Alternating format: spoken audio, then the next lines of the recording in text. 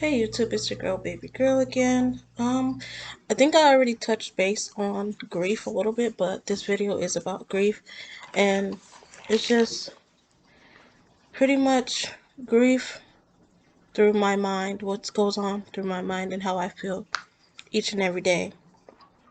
So, um I wrote this out a while ago when I first thought about doing a YouTube channel and I wasn't sure if I was gonna really do it or not. So I just wrote it down and just left it in a tablet. And I'm going to be kind of talking to I'm going to read it, but I'm also going to add things to it because a lot has happened since I wrote it. So, originally I was only going to talk about 3 people that I lost, and I wanted to answer some questions that I had. Someone had asked me about how I deal with death. So, I'm going to start my story off from I'm going to start my story off from September 16th, 2010. September 16th, 2010, I lost my stepdad. My stepdad had heart problems, and um, we don't really know what killed him. We just know he had a heart problem, and then his daughter came down from Oklahoma, and the next day or two, he was dead. So it was hard because we never lived with my stepdad. We always lived apart. So at this time when he got sick, we weren't living that far away, maybe like 10, 15 minutes away from my stepdad. So yeah, when he started getting sick, my mom would go over there and, sit with him. Or when his daughter wanted to come down here and finally see him, my mom sent for the tickets for her to come down here, which was a big mistake because once my stepdad's daughter came down here, she wanted to take control of everything. She didn't want us around my stepdad. She didn't want us to exist, period. Like, she just wanted to live with him, I don't know. I just think she was after his money because she had never came to visit him. And when my stepdad did talk about his other kids, they were never good things. But out of the kindness of my mom's heart, she had sent for them to come down to see him in his final days. And my mom is such a sweetheart, and that's where I get it from. So yeah, we were heartbroken when he died. I was at school when my stepdad died. My mom pulled us out of school, and like right when my mom pulled us out of school, we knew that something was up. She looked at so My mom looked at sad, but she also looked at strong, if you get what I mean. Like, she wasn't crying, but you could tell she wanted to be strong for us and for my stepdad. So shout out to the strongest woman I know, which is my mom. Everybody says I'm strong, but my mom is the reason why. My mom is really the reason why. Okay, after my stepdad died, I lost my niece. I don't. I'm about to sound like a bad auntie, but I don't know how old my niece was when she passed away because I was still young. Like, I was still trying to learn how to be an auntie. But when my niece passed away, I damn near passed out. I passed out. My mom had to come get me from the hallway. I was walking out of my room when I don't remember who told me. I think my mom told me that my niece had passed away. I fell to the floor, didn't want to get up, and I just kept screaming, "Why? Why? Why?" Like, I kept saying, "How could you take a child? How could you take a child? Why would you take a child?" And like, it didn't process. Like, I don't know. Like, it was just a lot going on in my head, and I was like, first my stepdad, now my niece. Like, why? Why do I keep having to hurt? Why does God keep taking people away from me? And I know that, you know, we all have our day, and it's God's say on when we go and when we don't. So I tried to be okay with it. I still continue to go to school. I think I went to school the day after. I don't know why I went to school. I was not there. Didn't want to be there. Didn't even want to participate in class. None of that. Um, my niece loved school. She loved to smile, and that's the things I miss so much about her. Like, her smile just changed her day, like, instantly. Like, She was always shy, but she would always smile at you and just like look at you just in a certain way. And I miss that so much. But um I feel like I don't talk about this much, but I feel like I'm not a very good auntie to her sister. She has a sister. Um her sister's name is Miracle. The niece that passed away, her name is Tone. She has a sister named Miracle. I talk to my niece a lot, and there's some days where I don't talk to my niece, but it's not something that she has done to me. It's not something that her mom has done to me. It's just something going on in my head that's caused me to, be off and on. And she doesn't deserve that. She doesn't. And right now, her mom's not speaking to me. And I just talked to my niece yesterday while she was waiting for her classes to start on Zoom. But what I want her mom to understand is it's not nothing that she done has done to me that makes me like, you know, I don't want people to think that I play favoritism in my nieces and nephews' life because I love them all the same. Like I will give my life for each and every one of my nieces and nephews, and that's a fact.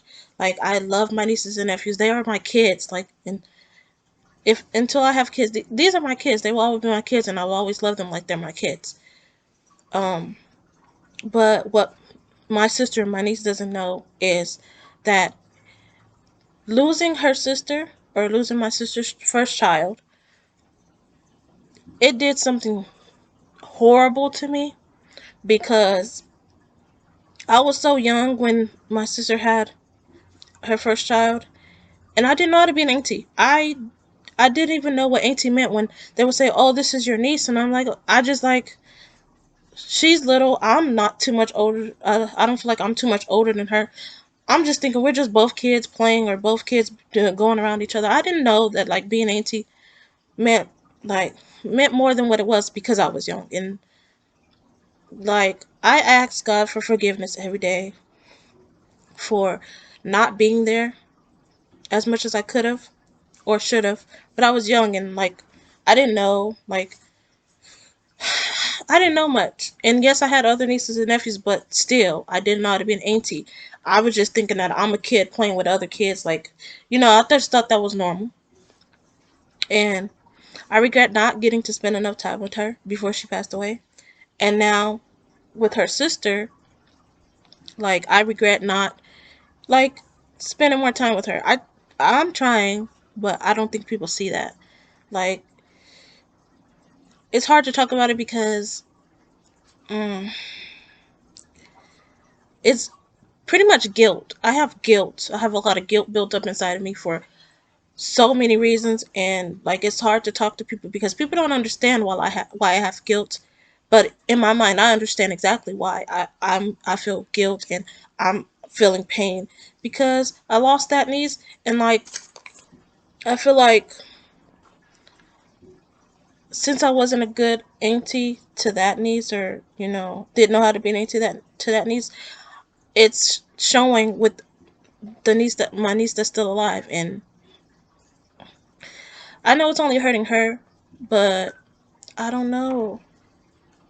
I don't know what to say. I don't know what to do. I don't know how to explain it to her mom. So, like, we go through a lot of disagreements. And right now, my sister's not talking to me, which hurts. But I know that she needs her space. And I know my niece needs her space, even though my niece talks to me. My niece told me she loved me yesterday, and tears came out my eyes. My niece always tells me she loves me, and I always tell her I love her. Like, she's always going to know I love her. Like, I don't care what happens. I don't care what nobody says. I love her to death. I will die for that girl. I will. I will die for all of them.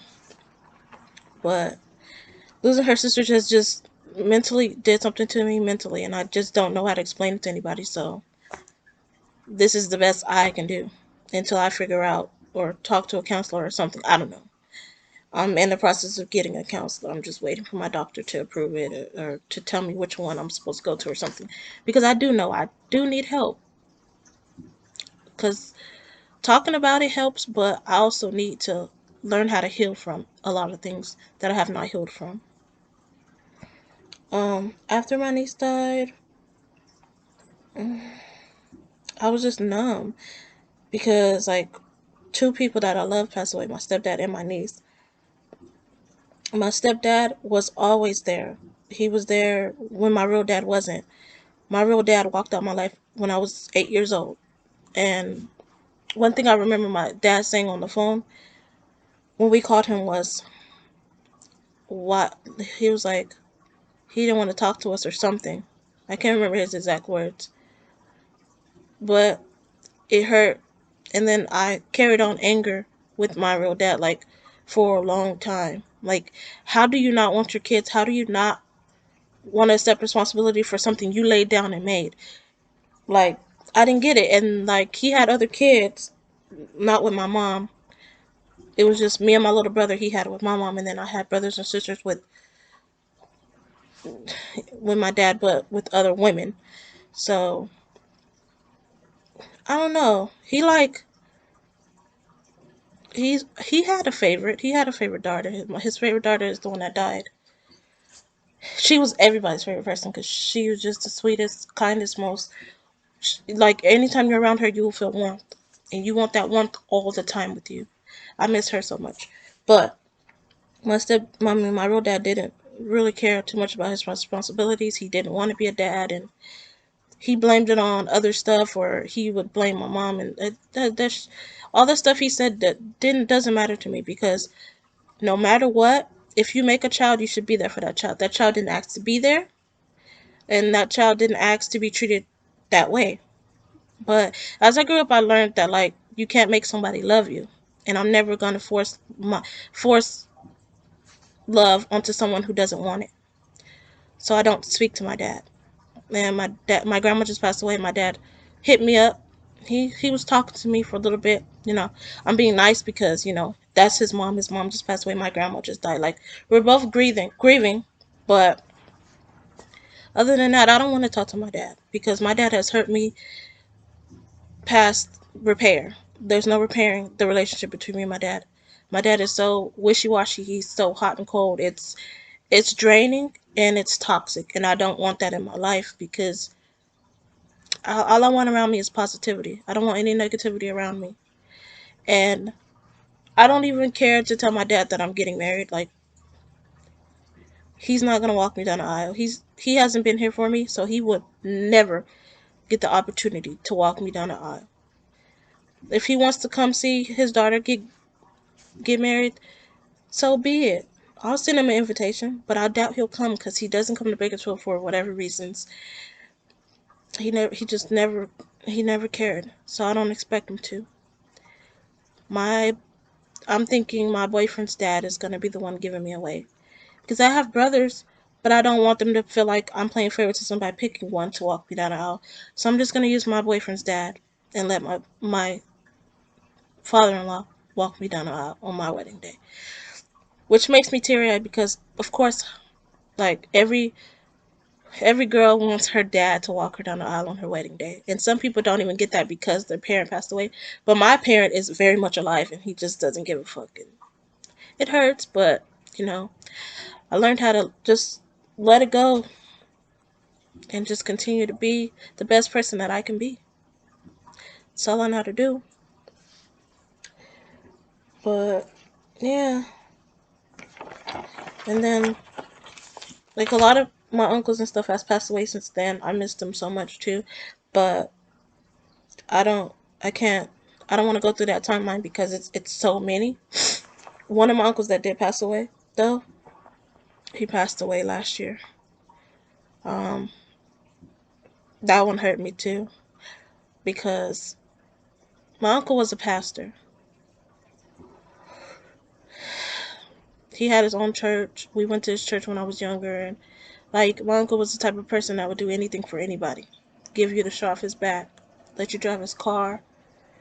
He was teaching me and my sister how to drive before he died, and he would always make sure if I needed a ride to work, he would take me to work when he could or when he felt good.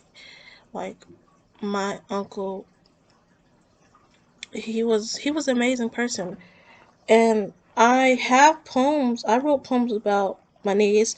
I just have to find it. I think it's at my mom's house because I moved in with my boyfriend in August of last year, so I don't have everything that I had when I was at my mom's house. It's still at my mom's house. But um when I do find that poem, I'm gonna post it up here. I think I have the poem. I wrote a poem for my stepdad, and that's at my mom's house too. So I'm gonna have to grab that and post it later. I'm trying to see if I have the poem I wrote for my uncle in here, so I could just do it now, so I don't have to make so many separate videos. Um,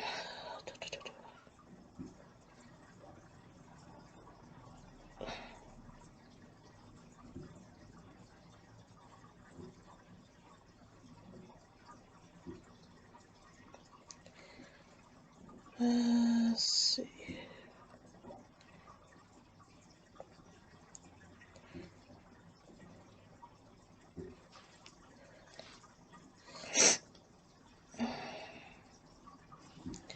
I don't think I have that.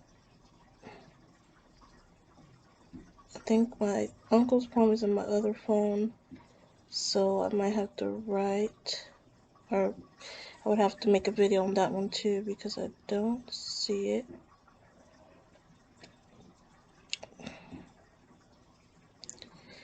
But yeah, I'll put that poem up later too, I guess. Um, yeah, my uncle's just my uncle is like a dad I wish I had. He was always there. He was there to listen when you needed him. He was there to pray for you when you needed it. He was there to teach you how to pray if you didn't know how to pray. He would just he taught us a lot. And like I don't want to say that that was my mom's favorite brother, but they were close. And I loved their relationship. I really did. And I miss him so much. I miss my sister who died in February 2020. I already talked about her, but I'm gonna always talk about her. I'm gonna always long live her. Long live Christy. I'm gonna always say her name each and every day because no one will ever forget her or my niece. Uh, y'all just said goodbye to a lot of people, and it hurt. And people people expect you to just like I don't know, be okay. They'll be like, "Oh, this person died this many years ago, and you should be over it." There is no getting over someone dying, and I don't want people to think that oh, you're just supposed to be okay after somebody dies. It's okay to not be okay after someone dies. You're not going to be okay for a while, and that's okay. And if you're around people who will tell you that you're supposed to be okay or you shouldn't still cry about that or you know no, that's not okay to tell somebody that. It's not okay to expect somebody to just be okay like that because life does not work like that. I'm gonna forever grieve for everyone who passed away in my family. I'm gonna forever cry. I'm gonna forever ask why. I'm gonna forever just hold a picture of them or just sometimes they just pop in my head randomly. Like I could just be cleaning my house or driving somewhere and like I don't know, I would hear a song that reminds me of them and it's just you're always gonna it's something is always gonna remind you of someone that passed away and it's okay to cry. I had to learn that it is okay to cry because I I even told my boyfriend like he's like he's like it's okay to cry and he always tells me that there's nothing wrong with it. I used to think there was so much wrong with me crying. I used to call myself a crybaby. I used to be like, why am I such a crybaby? Why am I crying about this? Why am I crying about that? But I just feel emotions deeply. And that's part of my anxiety. That's part of anybody's anxiety. You're gonna feel a lot of stuff deeply. You're gonna feel it. Any kind of emotion, you're gonna feel it. Like there's no way that you're not gonna feel your emotions. And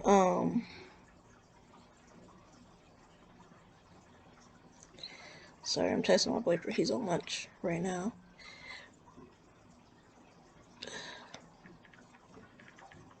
But yeah, grieving is something that you will always do. There's no timeline on when you're going to be okay, or there's no timeline on when it's going to get better.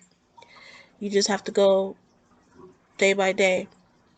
And if you cry, so be it. Cry it out. Let it out. Let it let it go for that day.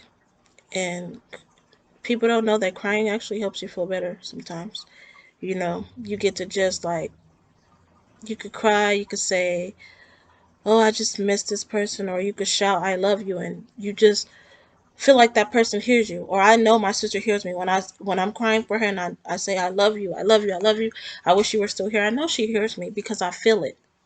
I feel her spirit around me every day. I feel my niece's spirit around me. I feel my uncle's spirit around me. I feel my dad's spirit around me. Like, I feel it. And I feel like you have to really be in tune with your emotions. And, you know, if you're not in tune with your emotions and you're just crying, I don't think you're going to feel their presence. You're not going to feel your family member's presence unless you let yourself feel that emotion. And that's what I want people to take away from this video. Like, it's okay to feel your emotions. It's okay to cry. It's okay to grieve. It's everything is okay. Don't ever let someone take away your emotions. You don't want to be an emotionless person, because everyone has their emotions. I know people try to play it off like they don't have emotions. Even my boyfriend, like, he used to act like, "Oh, I don't cry," or he act like he didn't have emotions. And I brought that out. I brought it out because I told him, just because you're a guy, just because you're a man, does not mean that you do not have emotions. And that does not mean when you cry that you are weak. I had to tell my boyfriend that. My boyfriend used to tell me stories of people telling him like, "Oh, if he cries, he's weak because he's a man and he's just supposed to suck it up." No, I will not teach my kids that, and I don't want my boyfriend thinking that, or my fiance. He's not my boyfriend anymore. It's so weird to say it. I'm trying to get used to it. My fiance. I want my fiance to tell me how he feels. I want my fiance to cry when he's sad. I want to feel my fiance's emotions. I don't want my fiance to just brush it off like it's nothing, because how he feels matters to me, and just like how I feel matters to him. I want him to know that I'm always going to be there for him no matter what. And I know he's always going to be here for me no matter what. And like, my supporters, to you guys don't know that every comment, every like, every view, I feel it. I feel the love. I feel words that aren't spoken from you guys, and I love it. Like, it makes me feel so warm inside. It makes me feel loved. And I thank you guys from the bottom of my heart for watching my videos. I thank you guys for listening to my life. I'm just thankful. I'm grateful for everyone that's in my life. I'm grateful for people who don't even know me that's been watching my videos. I'm grateful for you guys. I really am. God has given me these talents, and the way, what is, my boyfriend tells me that I'm a talented person because I can make other people feel my emotions through my words. I can make people feel how I felt through a poem, because my boyfriend reads everything I write down. Every poem I write, my boyfriend reads and he's like, "That was good," or I tell him to tell me honest opinion. I don't care if I am your fiance, your girlfriend, or whatever. I want you to tell me exactly how something made you feel, because it helps me as a writer, as a person, all of that. Everything helps me. That's why I tell you guys to comment. Comment what you feel. Like, you guys don't know that everything, even the negative feedback, whatever, I don't care. Like, everything I am grateful for.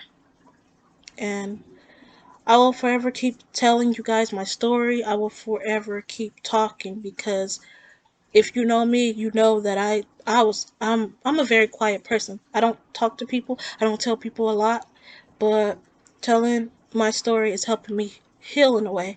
So I will continue to tell my story. I will continue to bring my boyfriend into videos for our relationship, because I want everyone to know our story too, because we have a lot more that we didn't talk about in our relationship video that I think people need to hear, because people just don't know, you know?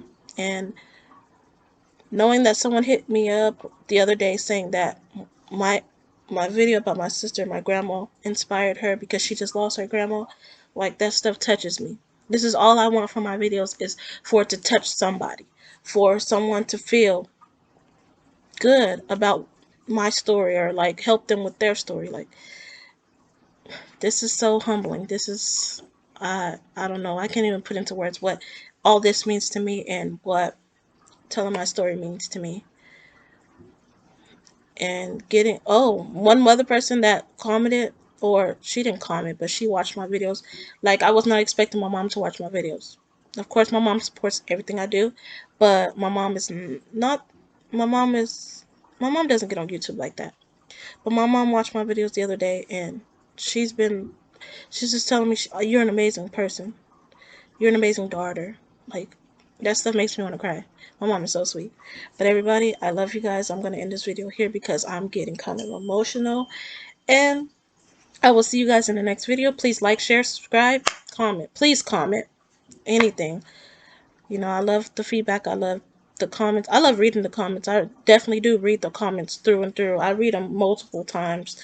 Even if I comment back, I'm going back to that video and I'm reading the comment because it made me feel good. But thank you guys for watching.